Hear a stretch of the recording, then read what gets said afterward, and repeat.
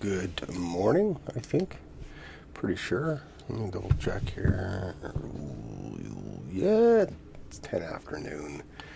10 after 12 in the afternoon, so oops. Been avoiding it today, if I'm honest. Sarah's got some stuff going on, so I've really poured myself into her and haven't been really interested in getting down here to get this done. But here I am. So, a couple of tweets that came across my timeline stuck out to me, and then my 24-hour day book. I called it the 12 and 12 the other day. I don't know, slip of the tongue, I guess. That stuck out at me. Just people struggling, people falling backwards. The 24-hour day book discussing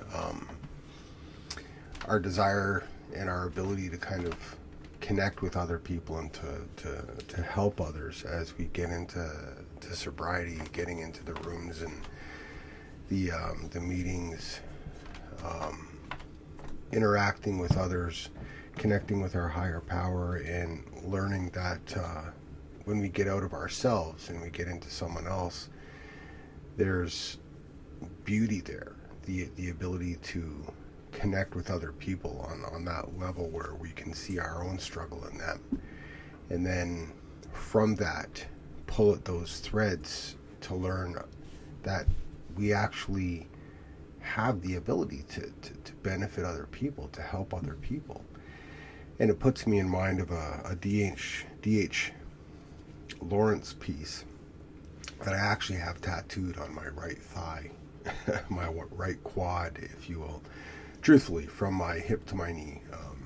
The piece is called Escape, and I have no idea why I fell in love, like madly in love, with D.H. Lawrence's writing when I came into sobriety, but I did, and it's just been, I have his complete works in a couple of different volumes, but specifically there's a paperback volume.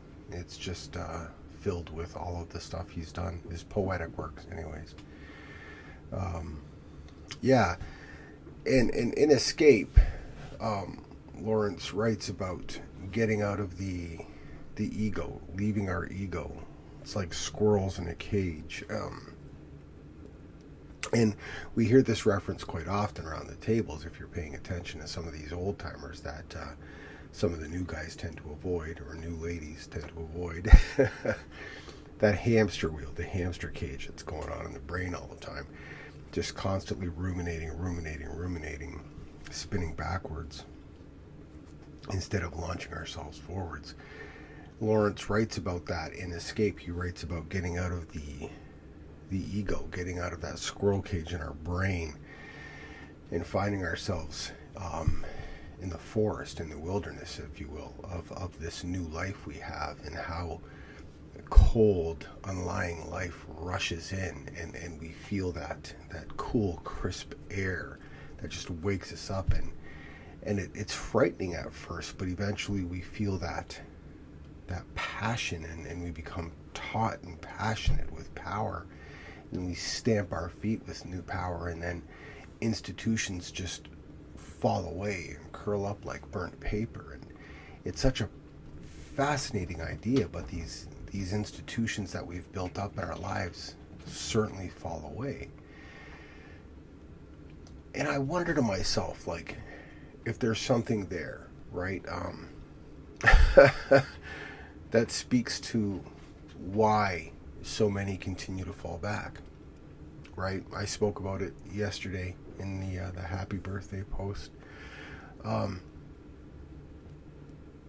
So many people on these threads I've picked up on recently just run AA into the ground, and one of the reasons they do so is their claim that our success rate, or AA's success rate, if you will, is so fleeting and so small.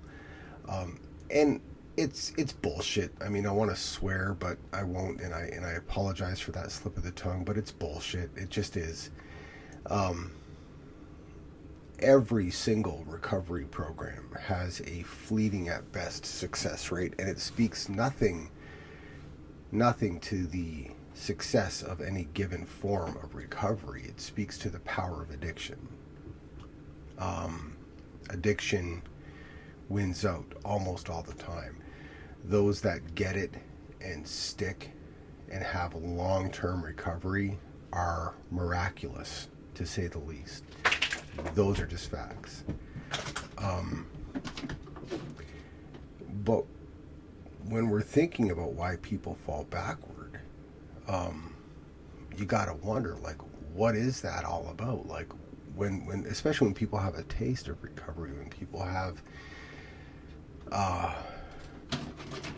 version of their new selves kind of implanted quickly, like, why would they then fall backwards? What's that about? And for my money, I've always thought that it's more about just the comfort, right? The comfortability. I don't know.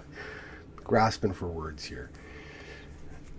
Just that comfortable place to go back to, where there's no more work, there's no more scariness, there's none of that unlying life rushing in that just hits us like a cold breeze, quickly just tightening us up. There's none of that. It's just that comfortable place where you can go back to and just feed your ego those comfortable things that you're used to. Because let's face it, the facts are that it's terrifying. It's terrifying to take new steps into what makes us who we are, to learn that, you know, there's imperfections that we have to accept, that there's humanity about us that we have to consider.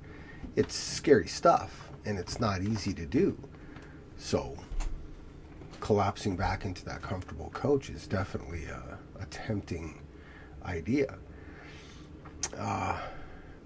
And that's what Lawrence writes about in the piece Escape. I posted it up on Twitter the other day, from my book.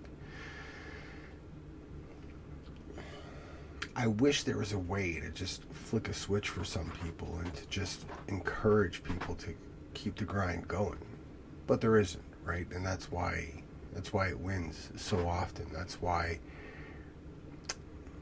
those that get it and stick and grind on are few and far between. You know, that's why I can stumble into one of my dearest friends, and after 5 years he goes back out, you know, and he's dead a couple of years after that.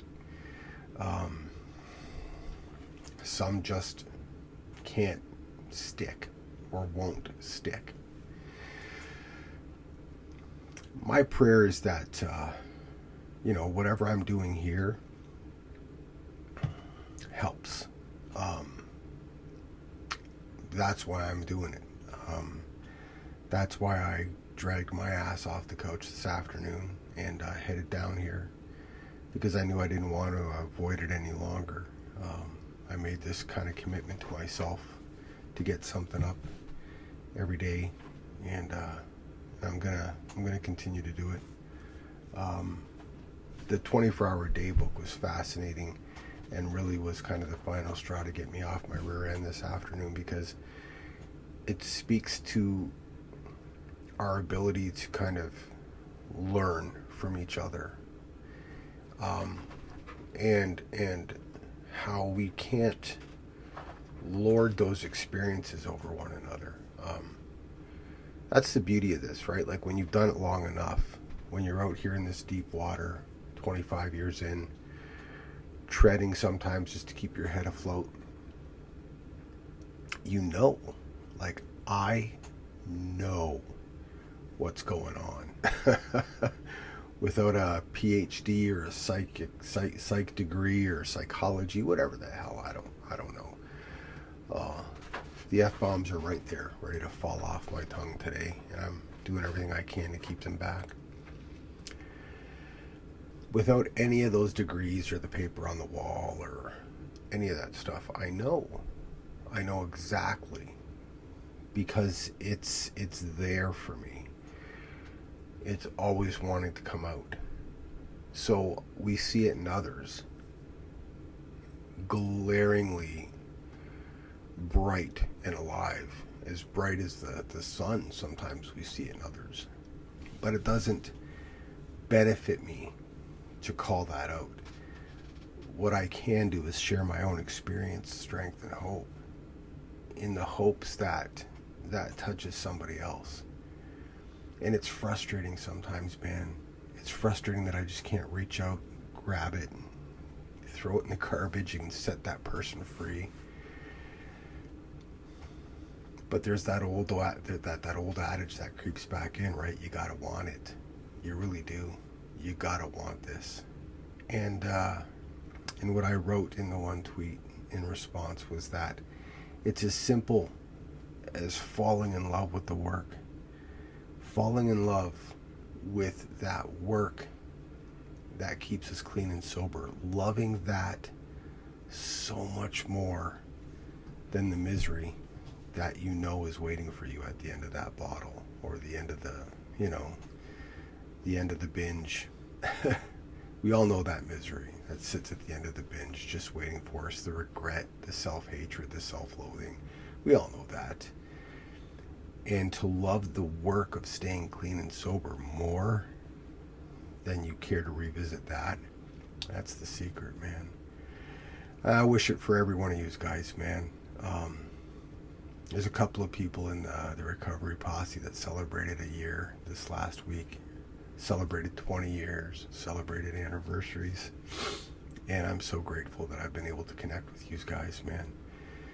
You give me a lot of hope, and I'm grateful for it. So with that, I'll hit the stop button. I don't know if this one even makes sense today, but it's out there and it's in the books. So I love you guys, man. And I am cheering you on. It works, friends, if we work it one day at a time. Take care. Bye.